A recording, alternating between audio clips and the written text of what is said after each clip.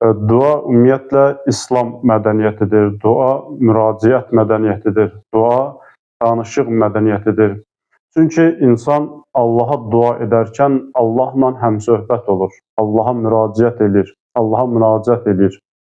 Allah Qurani-Kərimdə buyurur ki, ən gözəl adlar Allaha məxsusdur. Bəs Allahı o adlarla çağırın, Allaha o adlarla dua edin. İnsan Allaha dua edərkən çalışır gözəl şəkildə, ən gözəl sözlərlə, ən gözəl şəkildə Allaha müraciət eləsin, Allahdan öz istəyini, öz hacətini istəsin.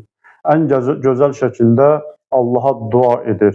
Ona görə dua insana danışıq mədəniyyətini öyrədir. Dua insana qarşı tərəfə müraciət mədəniyyətini öyrədir. Dua həm də bir zikirdir, yəni Allahı xatırlamaqdır, Allahı yada salmaq.